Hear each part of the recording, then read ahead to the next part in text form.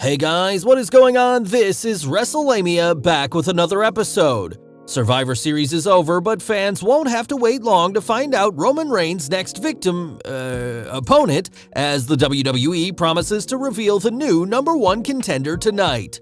Join us now as Wrestlelamia looks at the 26th November episode of Smackdown, as well as the wildest wrestling news and rumors you need to know, including news on the returns of Alexa Bliss and Bayley, a Hulk Hogan health update, and more. As always, Wrestlelamia won't recap the show, but provide you with the good, the bad, and the downright ugly. The good. WWE continues to build the undercard. Whether you're happy with the WWE's current undercard stars, there's no denying the company is spending time developing its undercard and giving them time to get over. The WWE has also taken the wise step of pairing veterans with younger stars such as Sheamus and Holland, and Happy Corbin and Madcap Moss, a step which could give the younger wrestlers the proverbial rub. Although there's no guarantee of any of these undercard workers rising up the roster, the WWE deserves major props for its efforts. Conspiracy theories. Cue the foreboding music because SmackDown appears to have at least 2 conspiracies going on, with Sami Zayn earning a Universal Championship match and the WWE announcing that Brock Lesnar's suspension has been lifted. The idea of Zayn having any chance against Reigns makes for a good laugh, but what if this is some sort of distraction to keep Brock Lesnar from getting a match with Reigns? Likewise, why has Lesnar been reinstated? Some fans think Adam Pearce is turning heel, and if he is, could this be a sign of an alliance between Paul Heyman and Pearce? If so, who is Heyman looking to help, Roman Reigns or Brock Lesnar? The WWE continued the intrigue of where Heyman's loyalties lie, as he told Kayla Braxton he no longer has Brock Lesnar's phone number, the assumption being he no longer talks with him, which, given Heyman's penchant for lying, immediately has fans thinking the two are conspiring together. Wrestlelamia may be giving the WWE's writing team more credit than they deserve, but the storylines have people talking and speculating about what's going on, which is better than the fans being indifferent. Cesaro wins. It was good to see Cesaro win tonight as Ridge Holland wrestled his debut match against him. WWE normally has a newcomer win, and given its erratic booking of Cesaro, whose major role until this year was putting talent over, many fans probably expected the Swiss Superman to count the lights.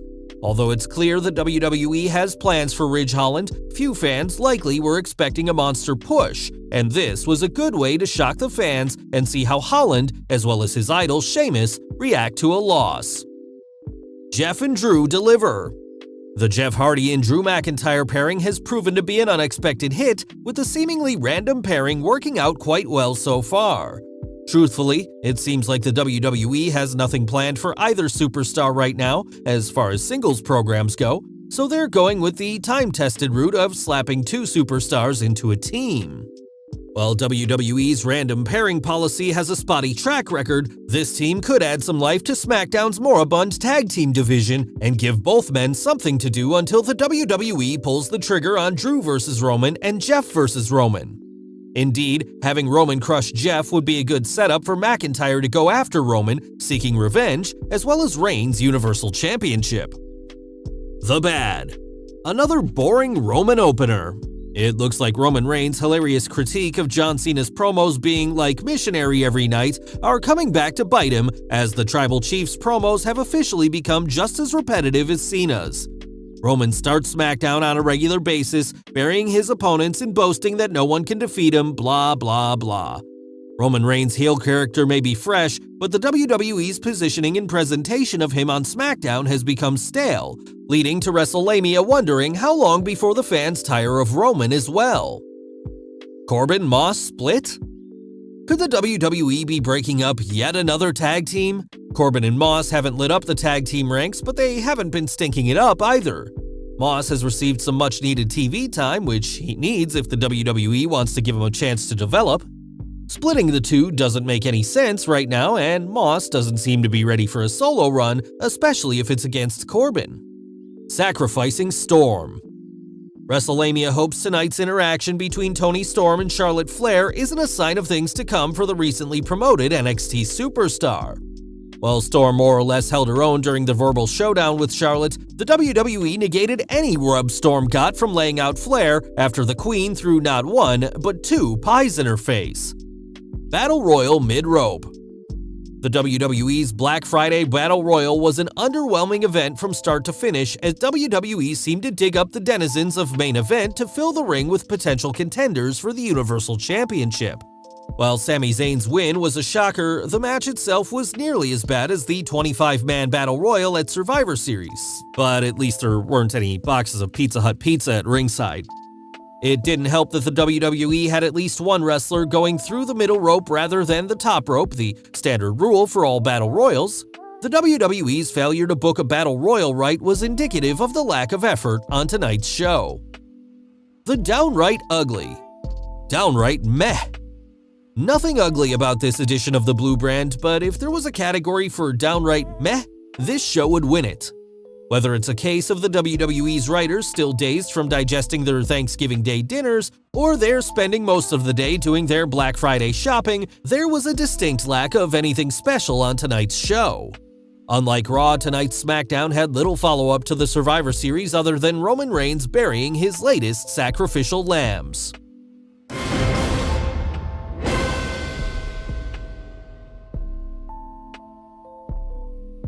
News. Update on two absent main eventers. Topping today's news are updates on Alexa Bliss and Bayley, two superstars who haven't been seen on WWE TV, naturally leading to fans asking when they can expect them back and whether they're coming back to TV. The good news is that both women are coming back. The question now is when. First, let's take a look at Alexa Bliss, who was last seen during her bout against Charlotte Flair at the 26th September Extreme Rules. You may recall that Bliss had a meltdown following her defeat, as well as Charlotte destroying Bliss's doll Lily, leading to speculation the WWE was getting ready to repackage her from her Fiend-like character. While that remains to be seen, Alexa did take time off, reportedly in to undergo sinus surgery. A fan recently asked Bliss when to expect her back, with a WWE Triple Crown winner replying, "Need time to heal." As for Bayley, she's still recovering from surgery she had on 15th July 2021 to repair a torn ACL. Bayley hurt her knee in a freak accident during a mandatory training session the WWE imposed on its superstars prior to its return to live events with fans present. Bayley recently tweeted a picture of herself walking on crutches, a good sign of her rehabilitation. Bayley reportedly was told she'd return about 9 months after her surgery. Bayley also called out some fellow female superstars, tweeting, "Rhea Ripley, I will beat that ass." Ripley replied, "Bayley, don't tempt me with a good time. Been wanting to punch you in the face for a while." Bayley was just getting started as she called out more wrestlers, including Carmella and Xia Li. "Carmella, I will kick your pumpkin ass and take your titles. Xia, I'm ready to whoop your ass." Bayley is currently a free agent, so it's unknown whether she'll be on Raw or SmackDown. Either way, she seems ready to get back into the ring as soon as possible. Wrestlelamia will continue following both stories and wishes a fast and full recovery for both WWE superstars. Hulk Hogan health update. Last but not least, Hulk Hogan fans were upset to hear Ric Flair's recent comments that the Hulkster was in bad health, but there's good news coming on the Hogan health front. In case you missed it, Flair recently noted on his new podcast that his longtime rival was having some really bad health issues. However, a recent tweet suggests otherwise, as someone attended a private signing by Hogan, posting a picture of a fit-looking Hulkster along with this message. "My good friend Greg just did a private signing yesterday with Hogan. Wish I could have gone, but I was out of town. Bummer. Hulk looks great and said he has no idea what Ric Flair is talking about health-wise. The first Cosmos I have ever seen signed." According to a recent report from Wrestling News, Hogan has undergone 25 back surgeries, the results of decades of his 300-pound frame performing leg drops every night. Well guys, there you have it, the good, the bad, and the downright ugly from the 26th November Smackdown, along with the wildest news stories and rumors you need to know in wrestling. Be sure to leave your comments and don't forget to subscribe to our channel, follow us on Instagram and Twitter, and I'll see you next time for some more wrestling content.